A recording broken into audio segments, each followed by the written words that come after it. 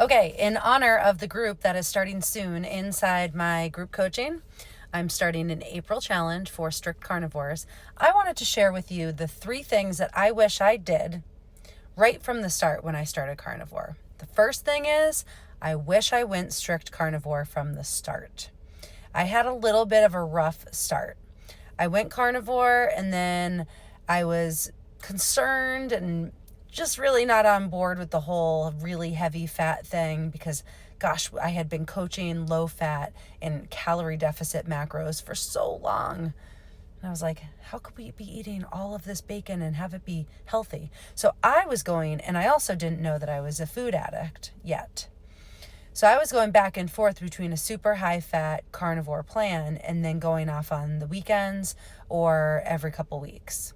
What I would not do is that. So I would not toy back and forth between a moderate protein, high fat carnivore diet and cheating. When you start this diet, you marry this way of eating, because what you have to realize is that you are asking your body to shift energy systems. You are asking your body to become metabolically flexible. First, by doing that, you need to get really good at being fat adapted. And that means that all of your glucose stores are gone. You are not giving your body glucose at all.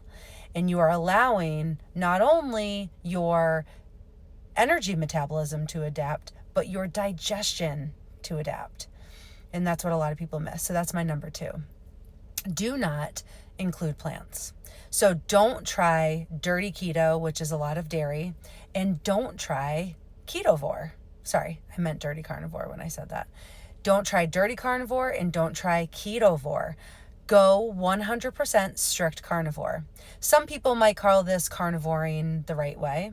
I call it strict carnivore because it's not the lion diet. I'm not asking you to do just beef, salt, and water. I want you to do eggs. I want you to do fish. I want you to do a rainbow of meats. Maybe you can have just a few seasonings, but really you're going to keep things super simple. And the main thing is you're going to keep dairy out. So we're going to make sure that that dirty carnivore doesn't happen, because that can be very tricky. You can settle into a way of life on carnivore that feels very carb heavy, or it still keeps in those casomorphines that tend to be addictive. And so you end up shifting your sugar addiction into a carb addiction, and you're never really giving yourself the full benefit of all the benefits of carnivore. So those are the first top 2. The last thing is, I wish I started with a group.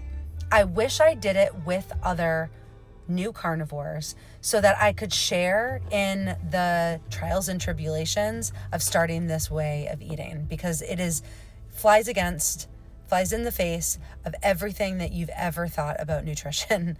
You are eating high fat, you are eating you're not really necessarily counting calories, trying to be in a calorie deficit. You are eating things like bacon and eggs and real butter. And if you're like me, you grew up in a household that had margarine and no eggs and low cholesterol foods. And so it takes some shifting. And I wish I had started in a group. I ended up creating that group for you. So I, as somebody who has been coaching in the hormone and metabolism space for over 10 years, when I shifted into my own personal carnivore adventure, I did a lot of research. I was basically a full-time student. I was always listening to podcasts. I was always reading books, and I did all the work, but I do wish I had some camaraderie. I wish I had people that were doing it alongside me. And that's why I've created the Carnivore Collective. So if you're ready and you want to start carnivore, April 1st, which is tomorrow, you're not late if you're seeing this a couple days later, you can jump right in. But April 1st, we start a strict carnivore challenge, 30 days. I teach you how to count your macros, how to use macros if you want to, not use them if you don't want to. But I help you to go through all the adaptation, do all of the troubleshooting, and I give you all the information that you'll need to take to your doctor's appointment so that you are an active participant in those conversations about your health. So I hope you'll join.